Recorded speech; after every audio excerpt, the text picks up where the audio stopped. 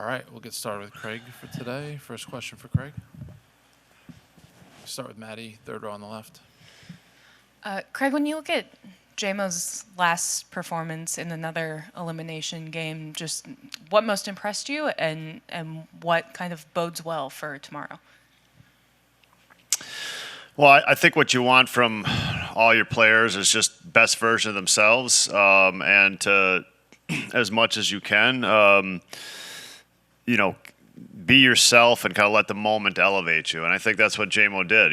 He pitched like he pitches, didn't try to do something different than he's good at. And that's all you need is an echo of me. And that's what makes you successful. And I think he did let kind of the moment take him to another place, and that's exactly what you want. A few more for Craig. Go to Sahadev in the fourth row. Craig, I guess hindsight is 20/20, but how much would you say Cade Horton's injury kind of put you in a situation where you're pushing guys more than you want to, or would have liked to, over these last 5 games of the playoffs? Yeah, I mean, you want your best players to be able to participate, and your best players help you win games. So injuries to anybody, Justin Steele, Cade Horton, they all hurt. Come to Bruce down in the front. Craig, as a fan of sports and the game of baseball in particular, how interested are you to see how your guys respond to an elimination game and respond to the pressure of it? Because obviously you performed at the highest level during that yourself, and you've managed teams that have done that. Do you allow yourself time to look at that part of it?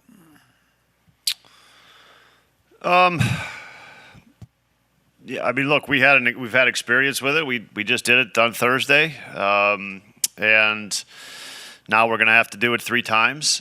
But in the end, it boils down to just taking care of pitches, taking care of the moment, and not getting past it. And that's all you think about. Win the moment and then move on to the next one. And we're going to have to do it, a whole bunch over the course of 3 games. So that's the challenge, and it's a big one, and it's a fun one. But that's the one in front of us, and we get to tackle it tomorrow.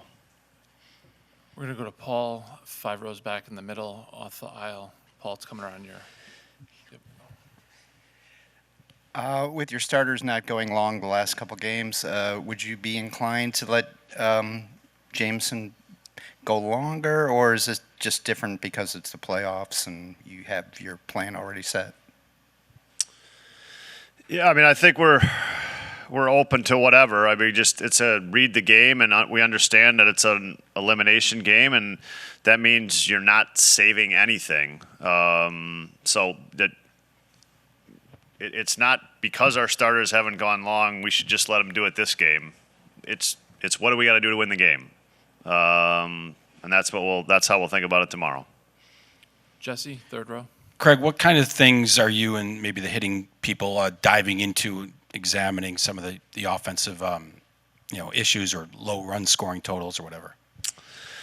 Well, essentially, look, you're just trying to get guys in the best position tomorrow to have success, and that's really kind of mostly on an individual basis. Is just trying to get people in a spot to have good at bats, and that means get on base in whatever way, to be confident. Those are the things you're after. There's no, obviously you dig into this opposing pitcher and the scouting report on that, and try to come up with a plan to have success there. But most importantly, get our guys in the best position to have success tomorrow. Let's go to Christina on the fourth row on the left. Just going back to JMO, what he has meant, I guess, during his Cubs tenure, and especially to this ball club in 2025. Yeah, I mean, I think JMO's one of those guys who's he is the veteran major league player that takes a lot of pride in kind of like the process, and that's what he's always talking about and sticks to, and is very disciplined too. Tries to teach to others, and it never wavers. And I think that's what, from your older players and your experienced players, that consistency of never wavering, no matter what's going on around you, is something that's always admired. It's the calm in the storm. That I think JMO's always been really good at providing. Come back to the right side. Adam, second row. Craig, we've remarked a couple of times of this being the first postseason matchup between the teams, but there was game 163 in 2018. And regardless of like the outcome or the details of the game, is there anything from just the buzz of that day that still stands out in your mind as you think about kind of where that game stands in this rivalry? Yeah, I mean, look, Wrigley is a special place, and I think your moments here are remembered, and that's the biggest thing. And what I've learned is that this place, like when you think it can't provide more, it provides more. And I think it did it for us last week. I think that game's a great example of why you remember it so well. But I think it's just the place. I mean, the place has a wonderful way of doing it. Patrick, third row on the right. Craig, with Pete Crow Armstrong, like given his capacity to learn and like his level of engagement through the whole season, what do you think this October has kind of done for him of being in these environments? And when you talk about kind of the moments and meeting the moment and things like that. Yeah, I mean, I think it is I think we'd all consider Pete a pretty emotional player, and I think we'd all say that October ramps that up even more. And I think so. Those are great lessons for, I think, a player to learn, is kind of like what it does to you, and you learn about how it helps you. And I think Pete's still learning, like how emotion really helps him. How does it hurt me sometimes? And I think moments where it's heightened, even a better teacher for things like that. So I think Pete's, everybody goes through that too. Pete's not like unique to that, but everybody goes through it. And they're learning experiences, and they're great learning experiences for sure. Bruce. Craig, no matter what anyone says, you guys are trying to put the best team, the best version of the Cubs out there each game. As far as not getting the best version of some of your pitchers, how do you and your coaching staff internalize that and move by that? Just deal with the outcome and move past it. Yeah, I mean, we've got the outcome, and now like you immediately start trying to prepare them to succeed the next time they go out there and pitch. You don't just get to sit there and cry about it. You got to go out there and perform the next time. So our job as coaches and for the player too, is you take what you learn. You try to come up with a plan for the next time to have success, because you got to move on. You got to move to the next moment. That's what a lot of this is about. The playoffs are about. Sports are about. Move to the next moment. If you get stuck on that thing behind you, the next moment ain't going to work out either. And so that's what we're doing right now, and that's what we're going to continue to do to prepare those guys for the next time they take the mound. Let's go to Tony, straight back in the middle. Craig, you just talk about all the adversity and stuff that you guys kind of have to go through now with backs against the wall. What have you learned from your group and how they've handled adversity already this season? Oh, man, I mean, again, it's a lesson that athletes are taught every day, right? Is that you don't get a result you want, and what are you going to do about that result? How do you process it moving forward? It's kind of the same question, frankly, and it's part of it. You're disappointed in results. All right, what's next? That's how you do it, and that's the best way to turn the page. Do you learn from the result? Do you go over the result and figure out what could I do better? What could I change? Could I have handled the situation differently? And then you start looking forward to the next moment. That's how we have to do it, and that's what this group does. That's what every team does. That's what great athletes do. And it's, then you get into a battle tomorrow where the other side is going to try to kick your tail too. And so you got to be ready for the same things to happen. But part of being great at this is responding to the bad stuff and running towards it, man. That's part of this. And you can't be afraid of it. You got to look forward to it. It happens sometimes. We put ourselves in a hole this series, no question about it. We get to decide how the story ends. Anything else for Craig today? All right, Craig, we'll see you tomorrow. Thank you. Thank you. All right, we'll get started with Jameson Taillon. First question, we could start with Tony, third row on the left. JMO, Craig was just talking about how you guys kind of have the opportunity to just decide the ending of your story this season. What's your perspective? How do you view tomorrow's game and really what's kind of standing in front of you guys? Yeah, I mean, games 1 and 2 didn't go the way we wanted. That being said, I think a lot of guys have said it. Just all we can focus on is tomorrow. And if we want to make a run at this thing and try to come back, like, we have to win tomorrow. You can't look too far ahead. So how that pertains to me is just doing my job, going out there and setting the tone, preparing the right way, taking notes, watching video, going about my process the right way, and making sure I'm buttoned up and ready to go. So yeah, I mean, I totally agree with that. Like, it starts tomorrow, and obviously being a starting pitcher, like, hopefully I can do my job and set the tone and see where that can take us. Megan, second row in the middle. How would you just describe this run you've been on personally, just with how well you've been pitching, and what do you feel like has been the key to that? Yeah, it's kind of weird because the second half was a little choppy for me, getting hurt. I had some really tough starts, and then I got hurt, and I was able to just use that time to regroup and obviously rehab my calf, but also try to find ways to get better while I was down and diagnose, why I was struggling and what was going on. And I feel like there's been some pitch usage things. I feel like we've optimized some of my pitch grips and the way I'm using things. Yeah, and just, when I go on rehab starts, being intentional about what I want to get done and the kind of work I want to do so I'm ready when I come back. And then, yeah, just some of it's momentum. You have one good outing and you remember what that feels like and just try to carry that over. So, yeah, I mean, it's been good. And at the same time, like, every game has a new life. And, the Brewers don't care what I did 5 days ago. Like, I have to go out there and do things the right way again tomorrow. Taylor, straight back. JMO, I know you said after you struck out Tatis, it was the loudest you've ever heard a stadium. How much have you thought about that moment, that game, in kind of preparation for tomorrow? Yeah.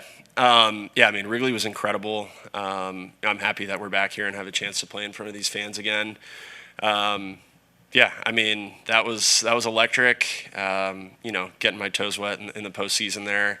It's been a while. I know Wrigley was in the city of Chicago, was hungry for playoff baseball, so you could feel it. And yeah, just I think it's a good lesson to myself, like, when the crowd is that electric and when the moment's that big and the pressure's that big and important, an executed pitch is still the best pitch. I don't need to be out there pounding my chest. Like, that's not my game. Try not to let it, take over what I'm doing emotionally. Just go out there and execute pitches. And I kind of sold out to that last time. Just what's my biggest strength? If I gain a mile an hour from adrenaline, that's not really going to matter. What's going to matter is whether I sequence right and execute pitches the right way. So I kind of plan on just doubling down with that again. Christina. Counsell mentioned you're kind of the calm in the storm. How did you get to that point, maybe in your career or your life, that's how you're described? Yeah, I mean, a lot of work. I have to be intentional about my mental game and my process. That's one thing. I'm extremely disciplined with my routine and my process, but also, like, I've struggled a lot, and that helps. I've bounced back from struggles. I've been hurt a lot, which unfortunately, I mean, it's never fun, but I think that's taught me a lot. And just gotten my priorities in check. So it's not one thing, but I think experience is probably the biggest, and then just experience with struggling, and being able to build my process the way I want over the years and then stick to it has been a key. Maddie on the left. You touched on it just there and talk all the time about like knowing what it is to be the hurt guy. I'm just curious what your conversations have been like with Cade, like obviously a really big part of how you guys got here, and now just having to sit and hope that he gets the chance to come back. Yeah. I mean, he was a huge reason why we're here. This rotation, going through the year, we had some ups and downs and guys that missed time like myself. And Cade comes up from AAA and was a difference maker, not just on the field, but off the field, gelling with the group, being a great teammate. And yeah, I mean, when we put him on the IL, he was pretty emotional about it, understandably so. He wants to be out there. So yeah, I mean, I felt that with him. And yeah, I think, when we've celebrated and stuff, it's just making sure he knows how big a part he is of this. And I would love nothing more than to give him a chance to pitch again. So, again, just all starts with tomorrow. Megan?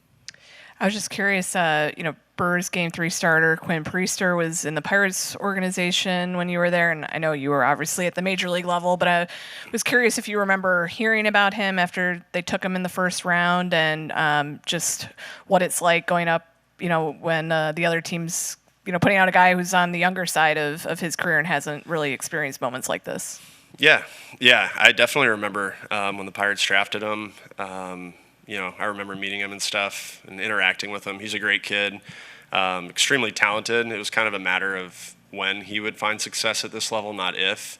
He's got all the tools. So just watching from afar, there's been no interaction this year, but watching from afar, like he's a guy that's easy to root for, and I'm happy for him. Unfortunately, it's with the Brewers, but it seems like a great landing spot for him, and he's a big part of what they've done this year. And I know he's a local kid here and stuff too from Chicago. So cool story, but not super surprised. Yeah, and as far as experience, the only way to get experience is to go through it. So I think that can be overrated sometimes. Like if you have the right mentality and stuff, it doesn't really matter. Christina? I guess when you signed here 3 years ago, just the path to get to this point where I guess it was kind of where the organization was trying to, speed up the rebuild, and to get to this juncture now, just if you speak to that. Yeah.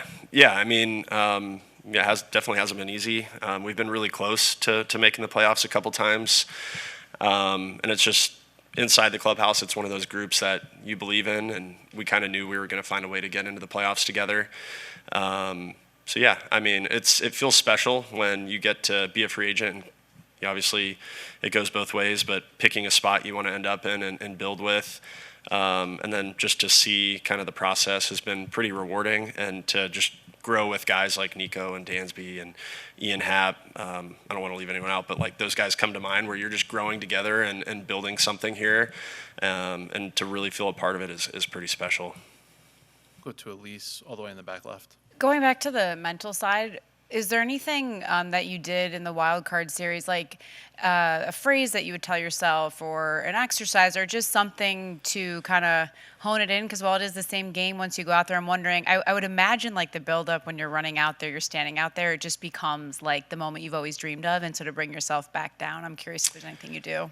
Yeah, I didn't have anything when I was out there. It's funny. Like I get super nervous watching the games from the side, and leading up to that game, I was honestly a little disappointed that I got pushed from a 2 o'clock to a 4 o'clock, because I just had more time to make me nervous and to sit around and think about it. But then once I walked outside, it's kind of the cliche thing, but like once I started playing catch and throwing, it's just the same game. So that was kind of a very welcome feeling. It's like once I started playing catch, it just kind of calmed down for me a little bit. But I also just think I was ready for a moment like that, just because I do have things I write in my journal every day that never change. I have things I focus on every day mechanically that never changes. I'm focusing on it whether it's sold out or there's no one there. It's, a game 3 or just a spring training game. Like I'm always focused on the same things and going about my process, which I think helps. So it's not like one word, but just going through that process makes me kind of free to just go out there and compete a little bit. Megan? What's it been like having Justin Steele around the past week, and a guy that's obviously meant a lot to the organization the last couple of years? Yeah. I mean, losing him this year was tough, not just on the field, but having him around. Yeah, he's just a joy to be around. He loves the game, loves competing. He loves the Chicago Cubs and the city of Chicago. And I think he's maybe been in the organization the longest of anyone.